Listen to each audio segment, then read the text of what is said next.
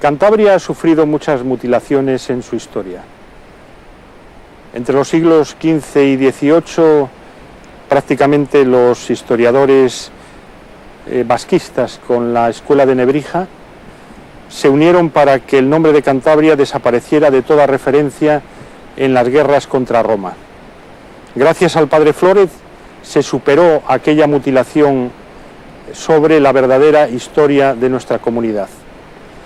Igual ocurre con la Reconquista. En Asturias nos encontramos con monolitos, esculturas, grandes cuadros pictóricos sobre los héroes de la Reconquista, todos ellos de Liébana y vinculados a la dinastía que se inició con Alfonso I, que venía de Pedro el Duque de Cantabria.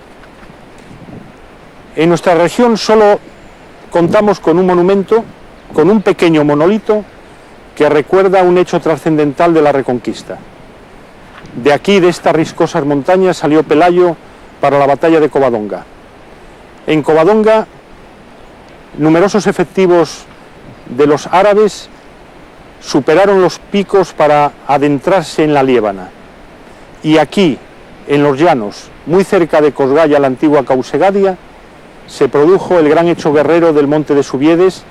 que en este monolito se recuerda. Se dice concretamente, en este lugar llamado Monte Subiedes,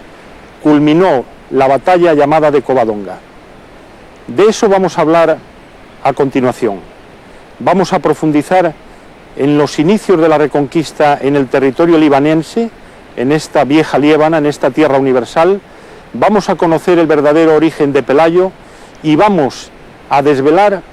un informe de la Real Academia de la Historia de 1916 que apenas ha sido divulgado. Un informe de la Real Academia de la Historia que dice que los orígenes de la monarquía española hay que buscarlos en la indómita Cantabria y que esa dinastía que reinó en Asturias y después avanzó hacia Castilla surge del tronco familiar de Pedro el Duque de Cantabria con sus hijos Alfonso y Fruela y con los sucesivos reyes hasta que Ramiro I impone la sucesión hereditaria en la corona. De todo ello vamos a hablar a continuación. Desde aquí, desde este monolito, uno de los pocos recuerdos que hay en Cantabria y hay en Liébana sobre el verdadero origen de la Reconquista española. Acompáñenos a continuación para relatar una historia distinta a la que nos han contado. Las invasiones en el siglo V de suevos, alanos y vándalos y la constitución en España de la monarquía visigoda principalmente introdujeron algún cambio y una nueva modalidad en el territorio de la Cantabria romana, en el cual el rey Leovigildo, después de la conquista de Amaya, capital de los cántabros, constituye el ducado de Cantabria, al frente del cual se elige un dus o duque, dividiendo a España en 12 provincias, entre las que se encuentra con personalidad propia Cantabria. El antiguo territorio de la Cantabria romana, con pequeñas diferencias en sus límites, conformó también el territorio del Ducado de Cantabria, tal y como han defendido muchos investigadores, entre ellos Sánchez Albornoz, Amador de los Ríos, Aureliano Fernández Guerra, Martínez Mazas, Escajedo Salmón, Pérez de Urbel, Pereda de la Reguera y Joaquín González Echegaray. El mismo territorio en el que ha de surgir andando los años la comunidad actual cántabra que tan excepcionales servicios prestó a Castilla en los albores de su constitución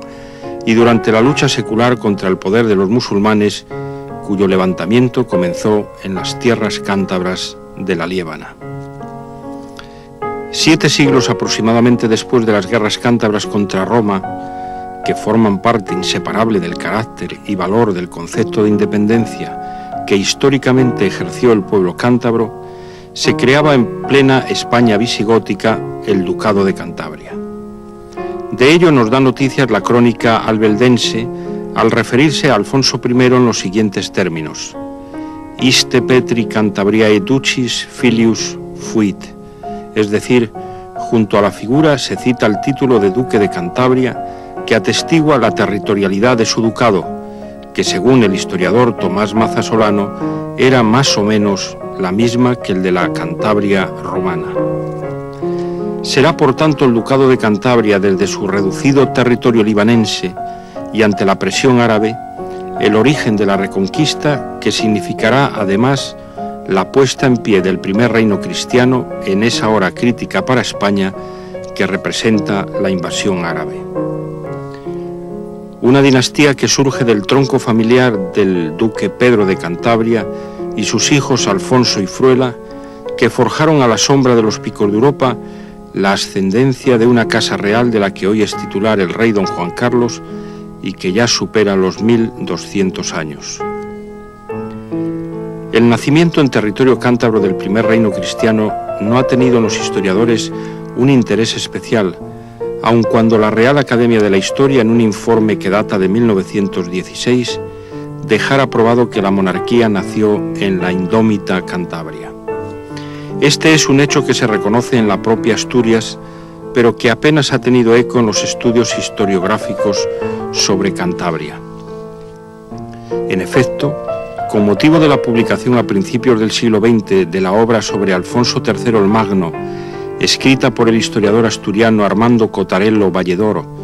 3 académicos de número de la Real Academia de la Historia,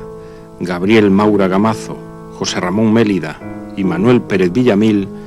redactaron un dictamen de fecha 4 de abril de 1916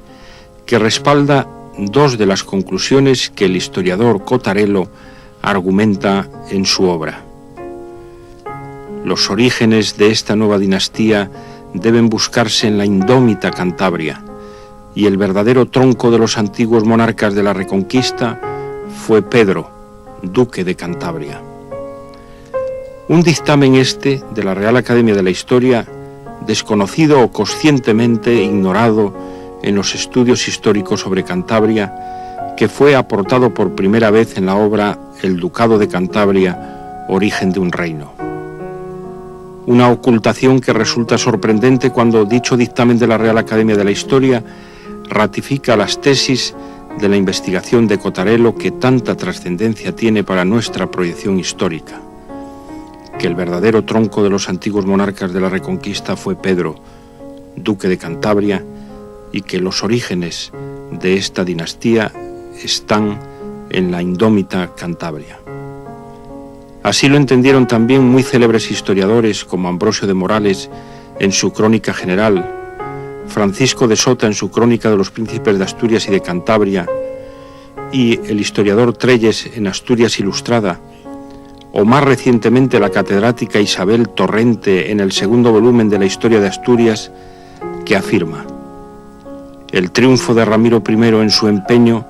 marca un hito en la monarquía, ya que su triunfo lleva parejo el definitivo de la dinastía de Pedro de Cantabria.